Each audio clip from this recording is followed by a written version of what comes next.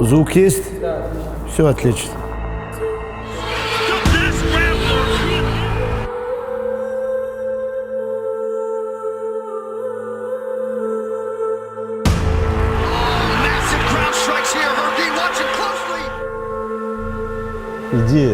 Идея беседы, мы пытаемся понять, что за человек-тренер, который воспитал десятки чемпионов, и в чем его секрет и сила. Не знаю, буду я интересен людям или нет. Как машина для подготовки чемпионов, да, как человек, посмотрим. Сейчас надо отключить нам эту сотовую связь. Заур, выключите все телефоны. Себя выключать — это в первую очередь. Их приводят в 6 лет. 3 занятия мне достаточно, чтобы выбрать талантливых 5-6 человек, которые я буду строить в будущем. Когда Хабиб борется, боитесь за него? Папаху нельзя ронять.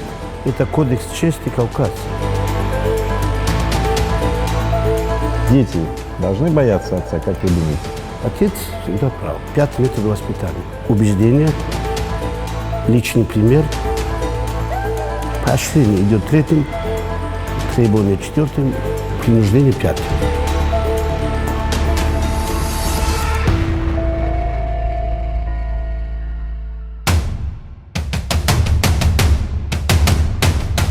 Хабиб – это сегодня имя, которое знает каждый. На Хабиба равняются. Хабиб, откровенно говоря, абсолютный чемпион. Но кто сделал Хабиба чемпионом? Кто сыграл в жизни Хабиба самую важную роль? Так вот, сегодня мы поговорим с его отцом и тренером, или с тренером и отцом. Сегодня у нас в гостях Абдулманап Нурмагомедов. Приветствую. Привет. Привет. Все-таки, что поставить на первое место? Отец и тренер? Или тренер и отец? Я думаю, на первом месте будет стоять отец, воспитатель, тренер как диктатор. Заходя в зал, всегда висела такая надпись наверху: воспитание, потом образование, и 3-м постулатом шел спорт. Если они хорошо воспитаны, очень легко тренеру. Если нет, надо ему заниматься воспитанием. Можете в 2 словах описать основной принцип Абдулманапа, тренера? Постоянство и дисциплина. Постоянство и дисциплина. А когда все против тебя? Это мне интересно, а я даже иногда чуть-чуть дразнил, что все были против меня. Когда все становились против меня, мне становилось больше мотива, больше интереса работы. Да. Меня это мотивировало. Пожалуйста, выставьте сильнейшую, лучшую команду, я вас обыграю таким счетом. Он не соглашается, ну давайте выходите, я говорю, на ковер. Значит, выставляю против друг друга на каком-нибудь турнире. У меня это получалось. И сегодня получается, спустя 20 лет. Давай, вот здесь.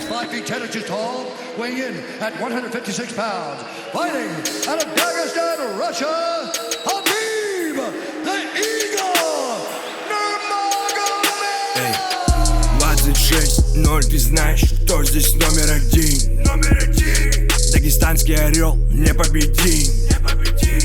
Принцип тренера понятен, а теперь все-таки у отца Абдулманапа тоже ведь есть какие-то принципы. Какие они? Когда у меня 2 ученика сходятся за выход в финал или финале на серьезном соревновании, я руки ставлю таким образом.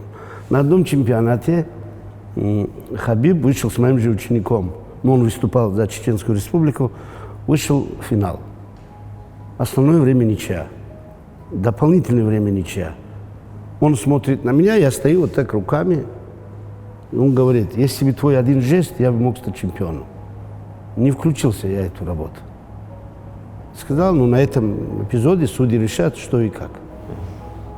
В тот раз на стороне Ибрагимова была победа, и в тот год он стал чемпионом. Мне кажется, это был очень хороший воспитательный урок отца к сыну. Ну, лет через 5-7, наверное, он меня поймет. Ему сейчас 30. Где-то под 40 он это поймет. Я думаю. Я за 20 или 30 минут до схватки ему сказал одно слово: не останавливаться. Я знал, если он не остановится, он обыграет. Но если он остановится, все будет в руках судей. Так и получилось. Да. Вот вам отец.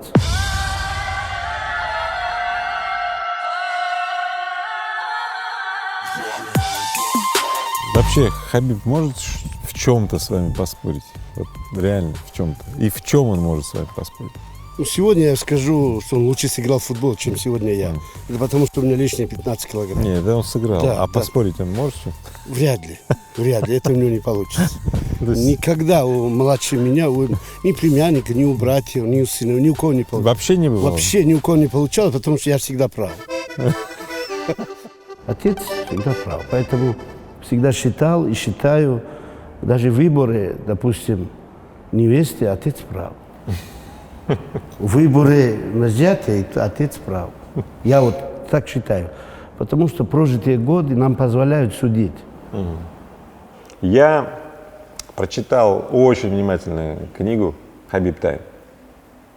Там есть эпизод, в котором вы описываете, как вы давали Хабибу за хорошие оценки деньги. Да. Да? Есть такое? Чего вы хотели добиться этим? Какие интересы преследовали? Он закончил 6 класс, и летнее время были, вот скажем, репетиторы.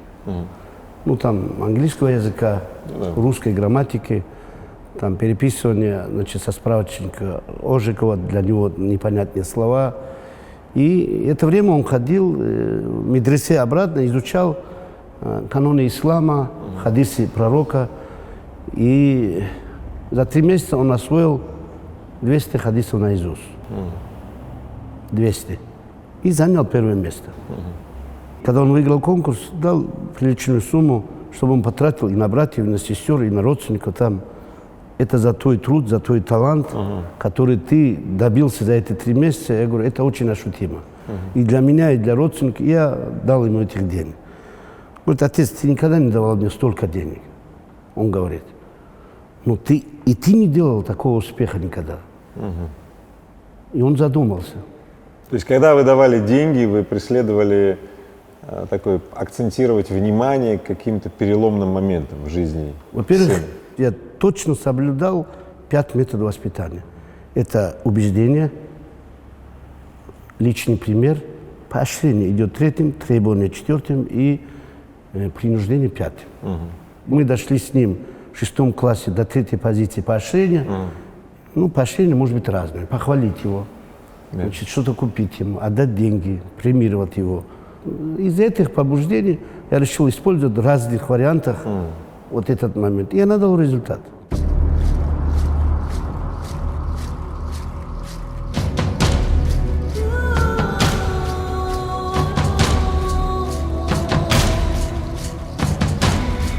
Когда Хабиб дерется, борется и на ринге, в октагоне, боитесь за него?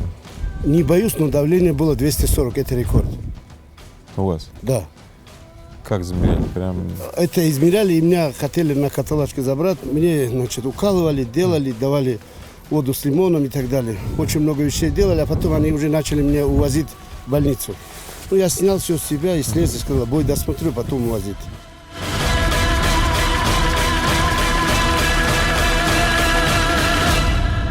Я сейчас приведу цитату из книги «Хабиб Тайм». «Страх перед отцом был безусловным и всеобъемлющим. Я делал все, что он говорит».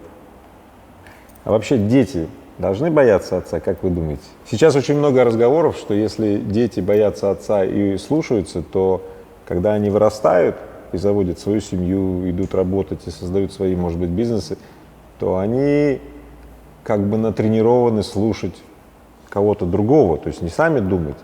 Не считаете ли вы, что дети, воспитанные в духе слушать своего отца, в будущем станут зависимы от чьих-то установок? У Хабиба было в 8-9 классе друзья. Когда мы оставались с ним одни, я говорил ему в легкой форме, объяснял, вот эти двое или эти трое, тебе не друзья. На что он удивлялся. Они с нашего двора. Они учатся в той школе, где и я. Они купаются там на канаве вместе со мной. Я у него спрашиваю, Хабиб, они ставят такие цели, как я и ты, его отец и твой друг? Какие цели?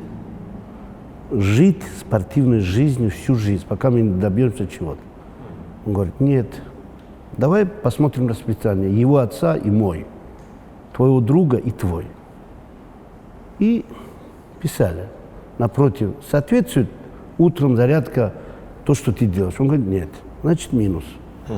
Он делает тот объем, 1:20 утром зарядки, пробегая на городской пляж 4200 и 4 раза туда-обратно 3 километра. 7 километров бежит твой друг?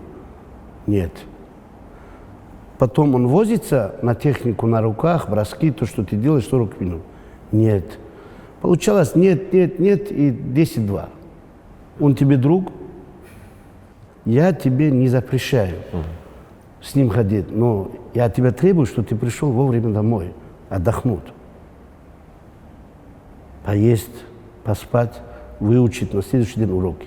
Вот что я тебя требую. И больше ничего. Я еще раз цитату читаю. Давай. Страх перед отцом, подчеркиваю, страх перед отцом был безусловным и всеобъемлющим.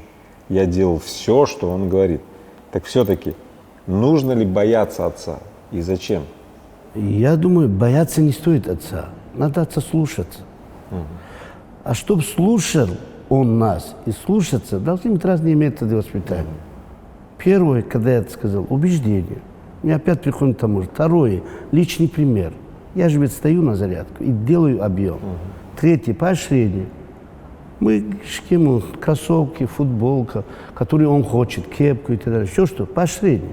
Деньгами, скажем, повезти его куда-то, значит, на вечер отдохнуть и так далее. Заказать ему мороженое, пирожное, все, что он хочет. Ну, поощрять. Требования, когда он отстает. И принуждать, когда он вообще не хочет. Вот о чем я говорю. Страх не сделать то, что я требую, всегда был.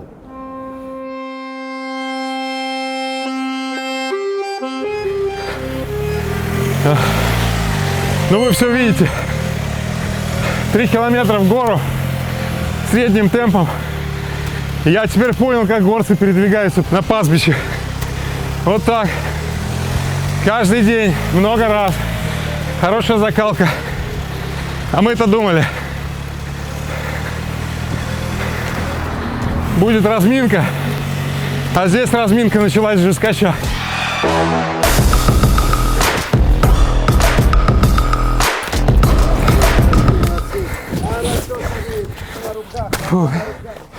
Дайте отдышаться, дайте ему отдышаться. Да.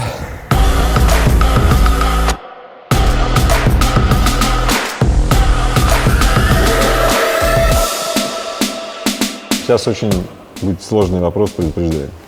Наберитесь, так сказать, мужества. Вы бы могли ударить сына? И при каких, может быть, обстоятельствах? Поясните. Воспитывая Хабиба, я всегда весил в пределах от 82 до 100 килограмм, а разное время 20 лет. Ну, может, допустим, ребенка этого возраста профессиональный спортсмен ударит? Нет. Здравомыслящий человек? Нет. А так, то, что сказать ему, что я тебя ударю, если ты меня выведешь, нужно напоминать. История после боя с Макгрегором. Как вы думаете, если бы вы были рядом с Хабибом, это Я думаю, произошло все было бы иначе. Иначе, да. Во-первых, у Хабиба была бы другая ответственность. Он понимает, когда я рядом, что ситуация, все, бой закончился, он должен был прийти в мой угол. Ну и обычно он спрашивает, как я? Как я? Он спрашивает. Ну я в этот момент я не перехожу похвалы. Я говорю только о недостатках. Я не хотел бы, чтобы он упал и проиграл, соперник наш. Я хотел бы, чтобы он сдался. Это мы могли сделать. Мы говорили, мы заставим его сдаться. И он сдался. Это был ключевой момент этого боя, чего мы хотели продемонстрировать, что тот ритм, тот темп, тот накал не выдержит наш соперник. Хотя мы знаем, как он до боя вел себя. Можем ли мы услышать ваши предсказания по бою? Доминация. Доволен работой Хавьера. Доволен я работой угловых. Пока Хабиб не включился в эту ситуацию, если вы смотрите, повторы, Абубакар Нурмагомедов сказал, что папаху нельзя ронять. Это кодекс чести кавказца. Она должна быть в руках или на голове. В этот момент, когда он левой рукой держал папаху, если вы заметите, левой рукой чиркнул Макгрегор Абубакар.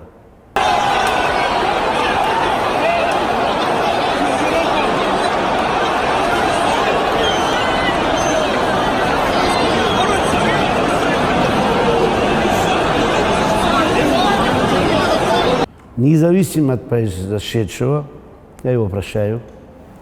Надо быть милосердным, бой закончен. Надо оставаться людьми и уважать друг друга как спортсмены. А может быть, еще предстоит матч-реванш. Если, кстати, Макгрегор, ты нас смотришь сейчас, Абдулманап тебя прощает, поэтому все, живи спокойно, все нормально. Кстати, я его приглашал на чемпионат мира. Да? Да, как почетного гостя к нам. Я бы сделал бы экскурсию. Что он написал, ответил, да? Ну, все-таки говорили о безопасности. Вот вы были у меня. Да. Было ли опасно вам? Да нет, это было просто... Вас сопровождали добрые люди везде и всюду. То же самое было с Олегом Тахтаровым, то же самое было со всеми гостями, которые приезжают к нам. Нельзя нас представлять там совсем по-иному. Нас нужно понимать, какие мы есть. И все. А гостеприимство у нас на высочайшем уровне.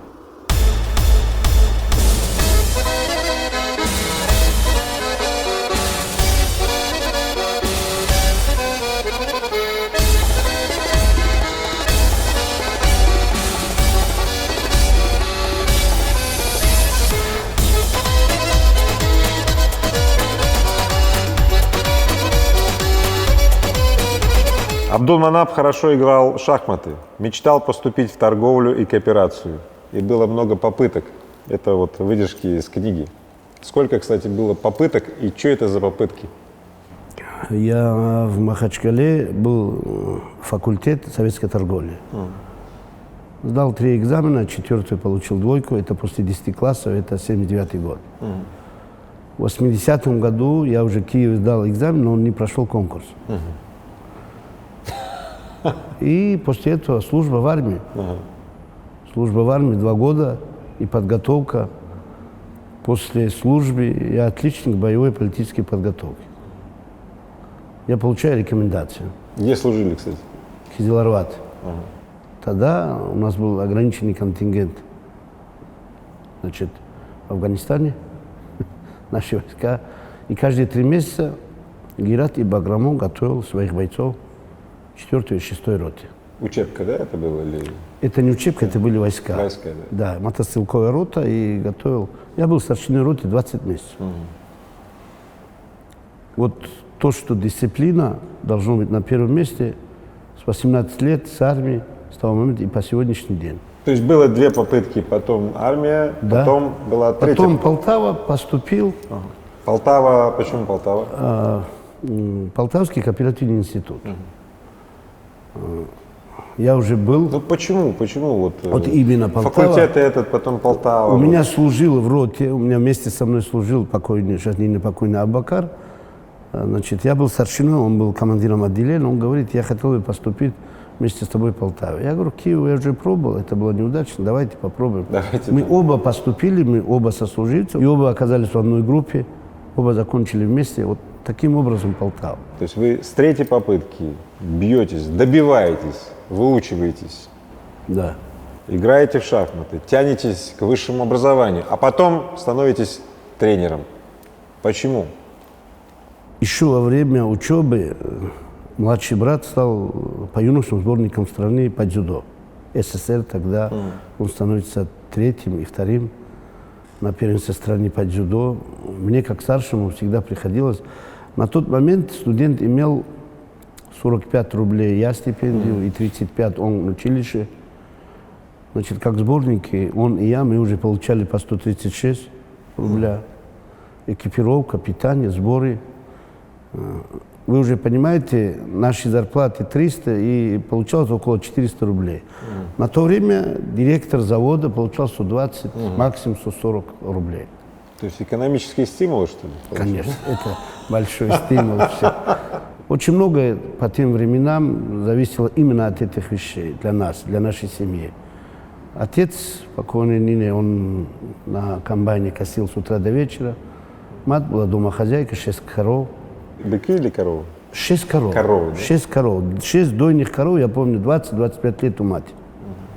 2 участка, земельного участка, где там, значит, овощи, фрукты, сады, это все. Мы были приучены к труду. И на тот момент учиться в хорошем, престижном вузе, и чтобы сын заканчивать ее, было это и для родителей похвально. В 80-е годы вы открыли спортзал. Вы продали последнее, но вы открыли спортзал. Вот расскажите все-таки, как это было и что последнее вы отдали, что такое дорогого и ценного, и почему вы это сделали? Дом культуры, как говорится, в полном образцовом состоянии работал, а спортзал был разбитыми стеклами, окнами, в таком состоянии. Оно никому не нужно было. И когда я спросил, у меня что там, корова, бичок, теленок, что у меня там есть, то, что оказалось, все вывел, сдал на приемный пункт. И за те деньги, которые оттуда пришли, я начал белить, менять стекла, значит, развесил сеткой, чтобы не заходили туда, и внутри начал ремонт. Продал 4 бычка своих. Быков продали? Да, отдал все и начал ремонт. Ну и кто-то посчитал, что я сумасшедший.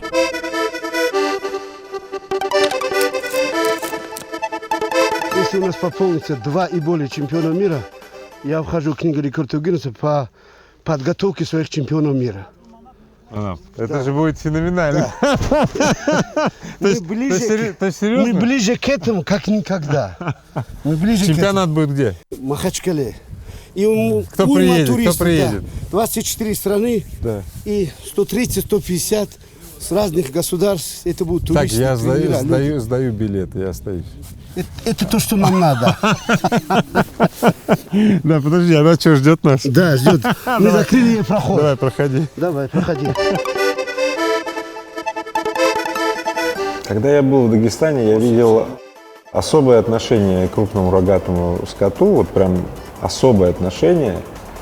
Помните, да, мы были на горе, Да, и да, там да, женщина стояла, да, и Иногда вы это- продали да. быков и сделали спортзал. Что это было? Это было 87 год, 11 сентября полностью, окончательно был отремонтирован зал. И мне после турнира Али Алиева с помощью покойного и непокойного Камиля Саидовича, директора, дали ковер со «Спартака».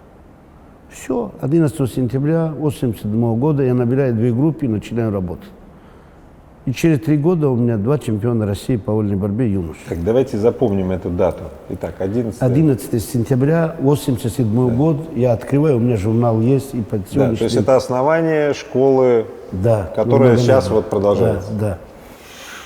Так, друзья мои, вы запомнили дату? Все. Вот именно в эту дату родилась школа Абдулманапа Нурмагомедова. Я побывал пару дней в Дагестане. Мы вместе провели эти 2 дня, и я видел очень жестокий контраст. То есть были прекрасные торговые центры и современные бары, рестораны, магазины и так далее. А прямо вот рядом, через дорогу, иногда жилище достаточно в таком запустении. Да? Вот жесткий контраст. Да? Скажите, вот все-таки люди живут очень небогато, а часть людей живет уже богато. Тут у меня, значит, вопрос-то такой: что бы вы хотели изменить в Дагестане?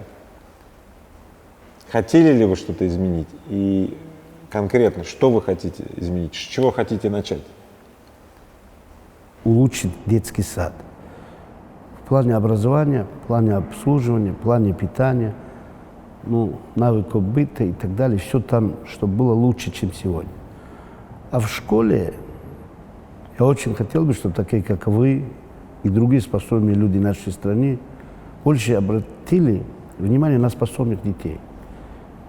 Почему я это хочу? Это будущее страны. Это потенциал страны. И если мы с вами один по своей возможности, другой по работе, выведем этих ребят на хороший уровень образования, спорта, я думаю, отдача благодарности от этих людей, польза для страны будет огромной.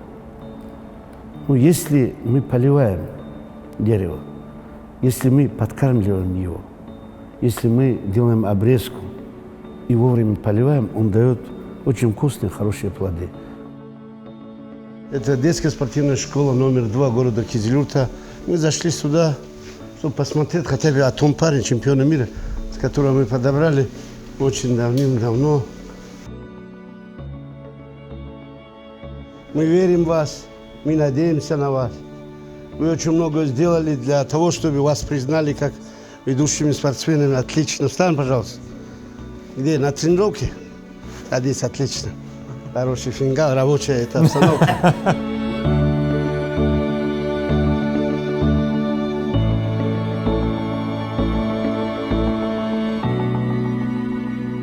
Теперь давайте о народе немножко поговорим, о народе Дагестана. Это же очень много народностей в Дагестане. Давайте назовите 3 самых хороших качества, которые вам нравятся, или которые хотели бы дальше развивать, и 3 те качества, которые бы вы хотели бы изменить. Последние, вот, допустим, 300 лет, то, что коснулось Дагестана, это неимоверные испытания. Это войны. Это войны, которые коснулись и красных, и белых. Если она была в Питере, в Москве в 17-м, она у нас была в 20-21. Спустя 3 года 3 раза ужесточенном виде. Нам говорили, принесите шапку, приносили голову. Вот таким образом пострадал народ. Но выкарабкался и во время Великой Отечественной войны проявил себя один из лучших героических качеств за свою родину. И это тоже нас радует, что люди готовы отдать жизнь за свою родину, не задумываясь. Он будет голодным, но накормит гостя. Независимо от ситуации, как бы он ни жил, он будет стремиться к учебе. И воссоздание добрых, благих дел, чтобы, уйдя в иной мир, чтобы о нем дивиденды были там внутри, потусторонней жизни. А какие 3, которые вам не очень нравятся, или вы бы хотели изменить их? Поспешность, вот вспыльчивость, Вспыльчивость. вот ее надо умерить. Вот первый такой момент. И выезжая в другой регион, делайте вокруг себя хорошую атмосферу, а не негатив. Это вам обернется десятки раз лучше. Вот. Допустим, выезжая из своего очага, из родины, из гнезда своего, придя в другое место, нужно быть образцом поведения. А нельзя оставлять негатив. Некоторые это не понимают.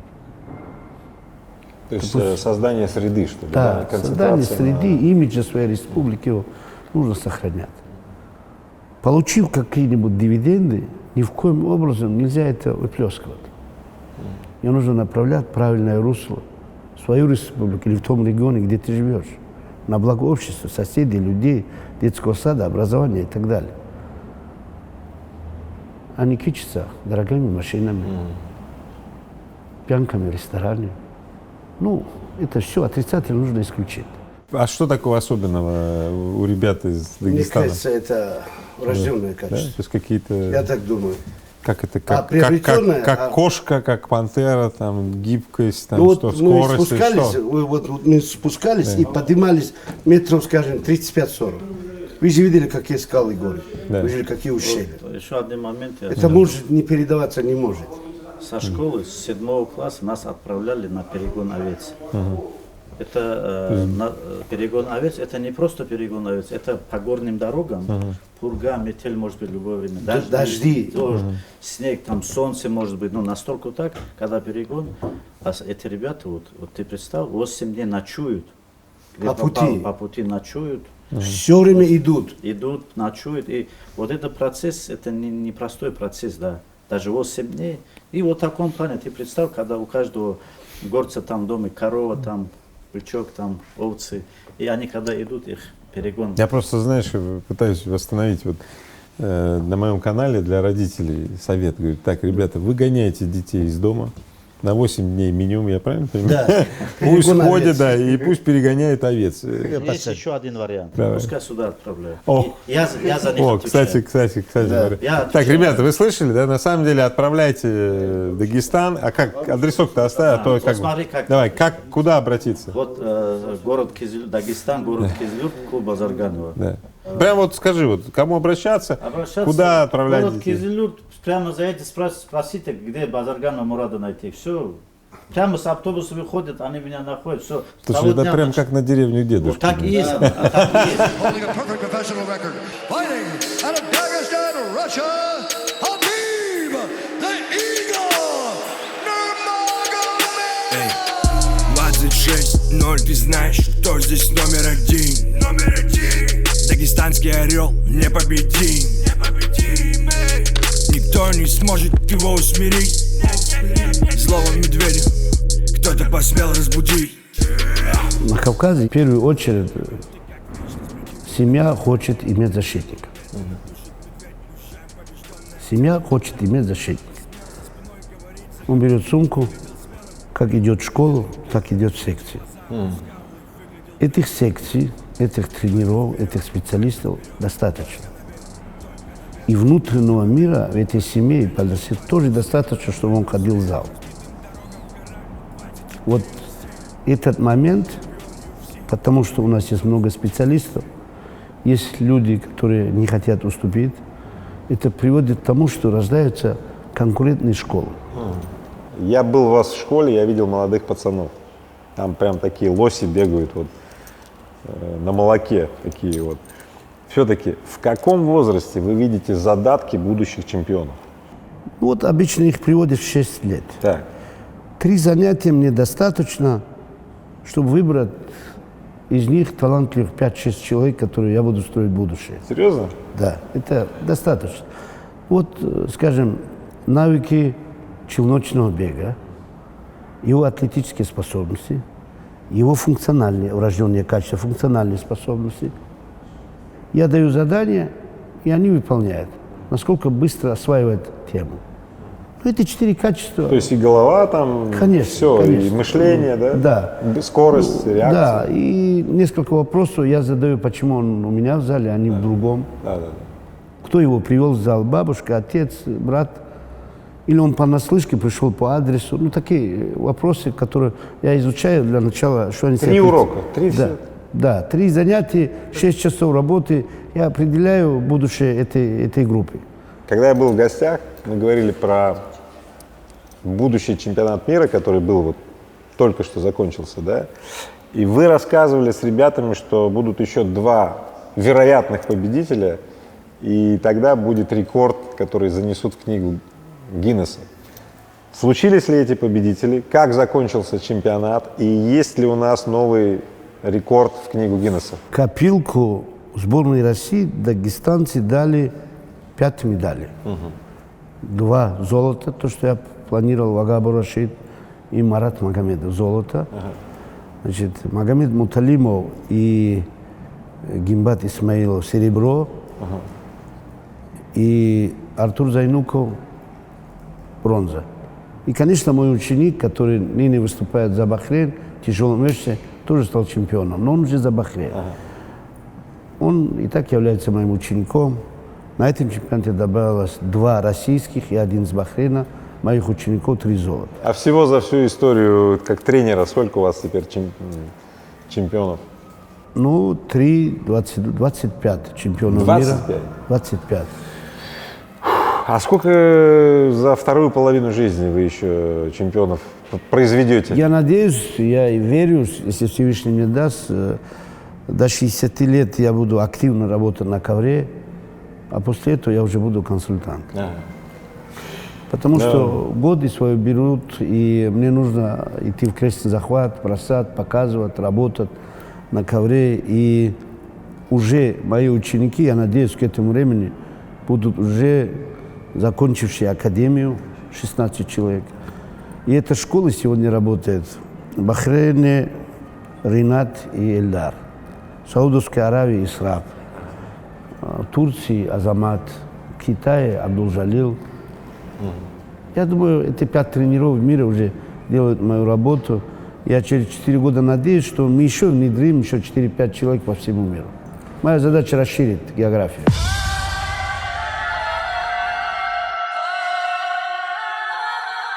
Моя мечта это 20 стран. 20 стран. 20 стран, да. Тренеры работают в 6 странах. Я хочу, чтобы они работали в 10 странах. Сейчас задам вопрос не как отцу, а как тренеру. Да?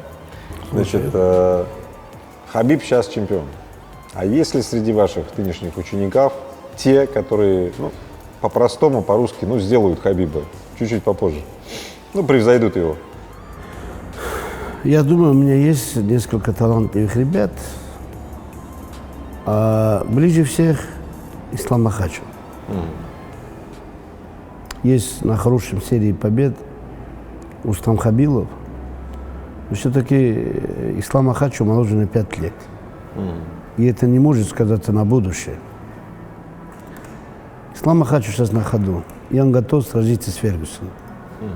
Я думаю, он его уронит. Чистую уронит. Это мое мнение личное. Значит, специалисты, люди могут думать по-разному. Я уверен в этом. Ислам на ходу, ислам растет изо дня в день.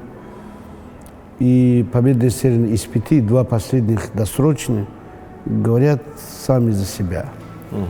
А из молодых 98-го года, на кого я возлагаю надежды, у меня есть 3 очень способных ученика, и среди них я бы назвал Османа Нурмагомедова. Другие мои ученики начинали с разных школ, в основном это была борьба в большинстве случаев, а этот с ударника начал. Очень длинными конечностями, похож, значит, на хорошего, значит, талантливого ударника. И Амар это демонстрирует. Но все-таки я делаю все-таки больше ставку на Осман. Это человек после Хабиба, который мне, я думаю, фамильярную, значит, залог успеха подкрепит в том, что у нас не только школа, но и семейные традиции, они на ходу. Я все-таки вот как человек-созидатель, тоже в некотором смысле тренер, да, и как отец, я, честно говоря, я не могу понять, как бы я относился к ситуации, когда бы вот у меня было бы несколько очень талантливых учеников, один был бы уже чемпион, и тем более мой сын. Я всегда и раньше в средствах массовой информации об этом объявлял и говорил, Хабиб должен уходить, ислам должен быть претендентом.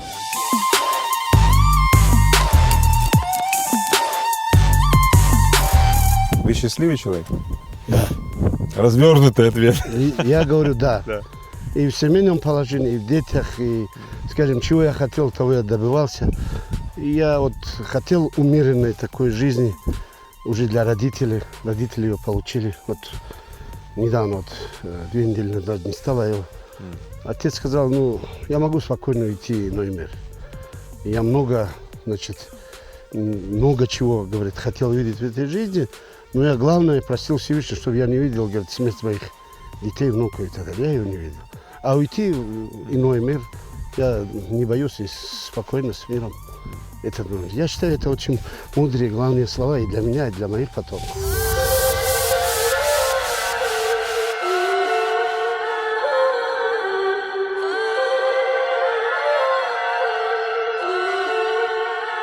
Ваша история, ваша судьба, ваша жизнь, ваше все, вот все, что я вижу, заслуживает книги. И я хотел бы написать эту книгу про вас. Я, честно говоря, хотел написать книгу «Боевой ислам 21 века». Но если вы настаиваете на том, чтобы что-то из моего опыта будет полезно последующим поколениям, я не против. Я думаю, в общем, все добавочные какие-то слова здесь уже лишние. Мы настолько коснулись всех тем, а все остальное, чего мы не коснулись, оно войдет в книгу.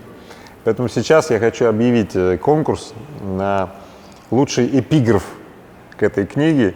И я попрошу вас, дорогие друзья, прислать мне вашу версию эпиграфа вот к этой новой книге про великого тренера Ну и, соответственно, мы с Абдулманапом посмотрим ваши варианты, да, выберем самый лучший, ну и давайте определимся, что мы... Ну, соответственно, приз, наверное, Ну да, какой приз? Лучшему. Какой приз дадим? Может быть, автограф, например, подпишем книгу нынешнюю, значит, Хабиб Тайм с автографом Хабиба, да? Ну, я думаю, С вашим- человек-победитель заслуживает там папаху, книгу, там, календарь, ценный подарок. И, может быть, весомая сумма. Может быть, приехать в Дагестан и Да. вместе с нами там провести. Мы покажем, выставим, чего заслуживает победитель. Russia, Habib, the Eagle, Nurmagomedov. 26-0, ты знаешь, кто здесь номер один? Дагестанский орел непобедим. Никто не сможет его усмирить. Злого медведя кто-то посмел разбудить. Захлопнулась клетка, минуты как вечность. Противник на нервах. Медленно душит медведь, уже побежденное тело. Посмел за спиной говорить за Хабиба. Выглядел смелым. Видели, как ты при встрече глаза опускал и выглядел бледным.